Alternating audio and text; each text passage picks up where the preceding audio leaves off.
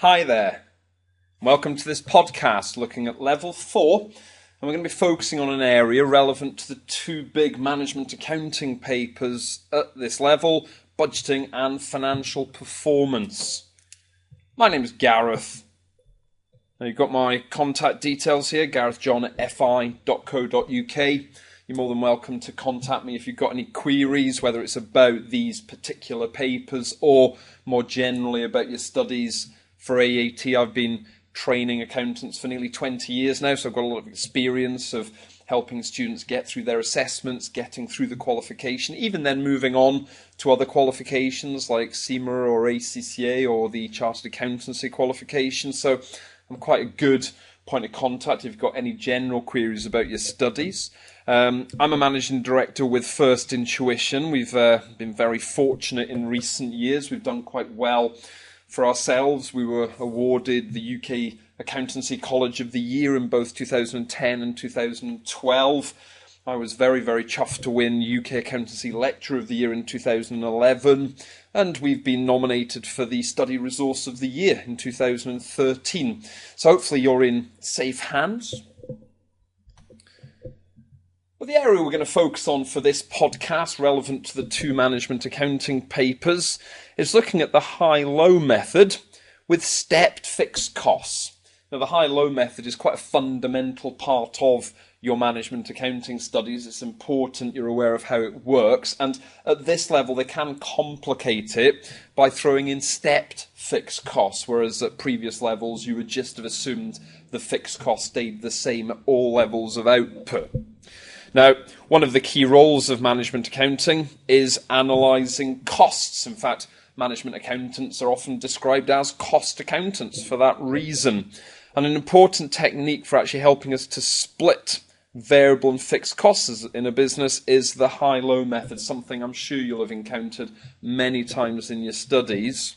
Now, they can complicate, as I've said, at this level, where the fixed costs increase once a certain volume is achieved. That's the idea of a stepped fixed cost. So perhaps the fixed costs stay the same within certain ranges of production, but once you go above a certain level, the fixed cost might increase. You can imagine, for instance, if you've got premises, the rent charge on your premises is likely to be the same regardless of how many units you produce. It's unlikely that your landlord cares how many units you make. They will charge you the same rent cost for your premises. But imagine your volume of production grows to the point where you need a second building. You can imagine your first building will only be able to cope with a certain level of capacity of production. Once you go above that, you might need a second building, in which case your rent cost is going to rise. It will step up because of that second premises. Well, let's have a look at an example here. So, the total costs of Madlas Limited are considered to be semi-variable or mixed. Semi-variable basically implying that they combine both a variable and a fixed element. They consist of a variable cost, which is the same cost per unit at all levels of production. So assuming here no economies of scale, we don't get a reduction, for instance, in the variable cost per unit if we increase output, it stays at the same per unit. And there's also a fixed cost which increases when a production volume of 2,000 units is achieved. That's implying that it's a stepped fixed cost. Now we're then given some information. So in month 1, volume of production was 1,500 units with a total cost of £6,025. Now you'll notice that volume of production is below the step. We then got in month 2, volume of production was 1,800 units and the total cost was £6,670. Now you'll notice that volume is still below the step. Then in month 3, volume of production was 2,500 units and the total costs were £8,875. Now you'll notice that volume of production is now above the step. Now our job here is to come up with a prediction. We're going to predict the total cost for next month if production is planned to be 2,700 units. Now in order to be able to make that prediction, we're going to need to be able to strip down the information we've got to identify the variable cost and the fixed costs. Now to do this, we're going to use the high-low method. The thing to watch out for here is as we identify 2 of the months are below the step. One of the months is then above the step. Now, when you're first applying your high-low method, you'll need to use the information that's the same side of the step, in this case, months 1 and 2. You can imagine that the cost we're incurring in month 3 has fundamentally changed because of the stepping of the fixed cost.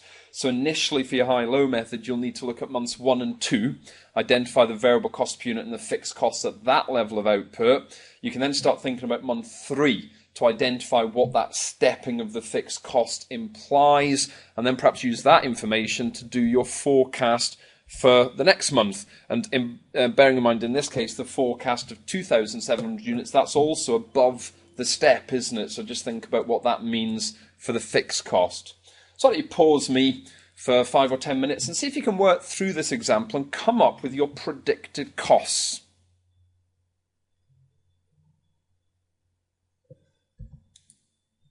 Well, the high-low method is called the high-low method because it involves comparing the high and the low pairs of data here.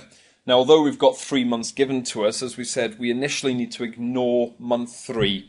Because month 3's volume is above the step, that's going to fundamentally alter the way that the costs are working. So I'm going to start by looking at months 1 and 2. Now, the high of those 2 months is month 2, with an output of 1,800 units and a total cost of £6,670. The low is month 1, where we had 1,500 units output with a cost of £6,025. So initially we're actually going to ignore month 3. Now, to do the high-low method, we then take the difference between the output, which is 300 units here, and the difference between the costs, which is £645, and that allows us to start by identifying the variable cost per unit. If 300 units has given rise to an extra £645 of cost, we can work out what each unit is causing. What's the variable cost per unit? Well, £645 divided by 300 units, I get a variable cost per unit of £2.15. Now remember, the variable cost per unit is expected to stay the same at all levels of output, so even when we get to 2,700 units, it will stay at that level. But once we've identified the variable cost per unit, we can start to work out the fixed cost. Now, the easiest way to do that, I think, is to create a little expression for what a mixed cost is made up of. Now, a mixed cost will give you a total cost equal to the fixed cost incurred, because a mixed cost will incur a bit of fixed cost, plus a variable cost. Now, the fixed cost will be the same regardless of the number of units produced because it's fixed, but the variable cost will vary. And we can work out the variable cost in total by taking the variable cost per unit and multiplying by the quantity. Now, if I take that expression, I can actually plug in some of the figures we've already been working with. So if I, for instance, take the low pair, well, the low pair has a total cost of £6,025. Now, I know that's made up of a fixed element and a variable element. I don't yet know the fixed element. That's what I'm literally trying to identify. But I can work out what the total variable element would be, because we've just worked out that the variable cost per unit is £2.15. That's from my own working. And at the low pair, the quantity is 1,500 units. So we can actually establish, if I start expanding out my expression here, we can actually establish what the total variable cost would be. £2.15 per unit times 1,500 units. That's £3,225. So of the total of 6,025, we know that 3,225 is variable, so the fixed cost must be the difference. So if I take 6,025, knock off the bit I know is variable, that will leave me the bit that I know is fixed, which I get here as £2,800 in total. Now, I worked out my fixed cost using the low pair, but in fact you should be able to identify exactly the same figure using the high pair. For instance, if I took the total cost of £6,670 and deducted what I can work out as the variable element, which would be 1,800 units times £2.15, I get the same £2,800. So shouldn't matter whether you use the high pair or the low pair.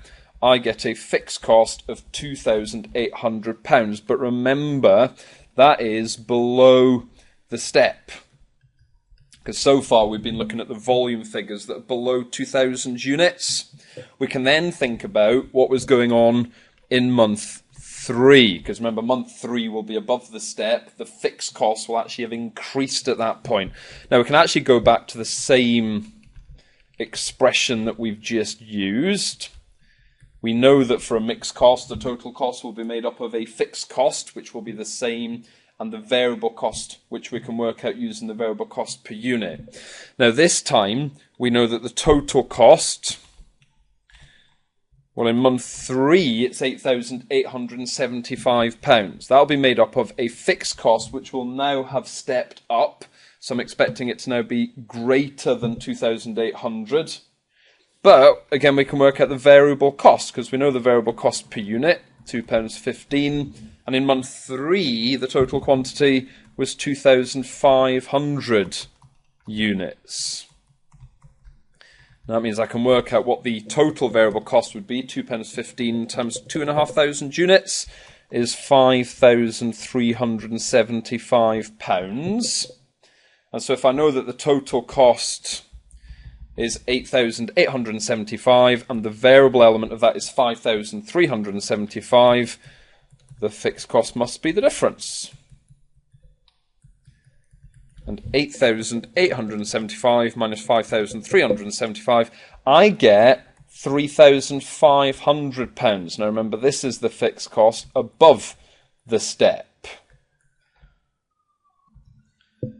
And you can see that has indeed risen from 2,800. It's gone up by an extra £700. There's presumably an extra £700 of fixed costs incurred once we go above the 2,000 units. Now I'm supposed to come up with my prediction for the next month. And in fact, I can yet again use the same expression to come up with my prediction. Difference is, I'm now trying to work out what I think the total cost will be. Because I can establish what the fixed costs will be. All I need to think about is whether the next month is going to be below or above the step.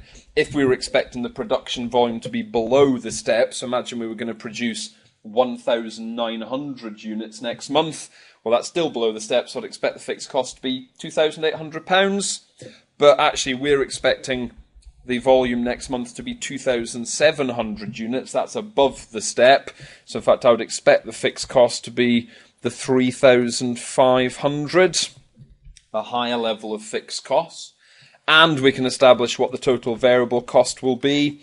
Variable cost per unit we worked out is £2.15, and we were told that'll be the same at all levels of output. So even once we get up to 2,700 units, so we've got 3,500 of fixed cost, total variable costs at £2.15 times 2,700. That's £5,805 of total variable cost, meaning that the total cost, if I add the two together, would be £9,305. Now that is assuming that the fixed costs don't step up any higher and that they are still at £3,500. It's also assuming that the variable cost per unit is the same, £2.15. You can imagine in the real world, if we increase the volume to 2,700 units, we might be buying significantly more materials. We might therefore expect bulk discounts from our suppliers, for instance. So in reality, we might find that that variable cost per unit starts to fall at very high levels of production. So we're assuming that that doesn't happen here. Well, I hope you found that useful. Quite a fundamental management accounting technique, the high-low method, something I'm sure you've seen before. Just making sure you can apply it if you've got stepping of your fixed costs and using that knowledge to help you come up with predicted costs. So thank you very much for your attention, and I'll maybe see you next time.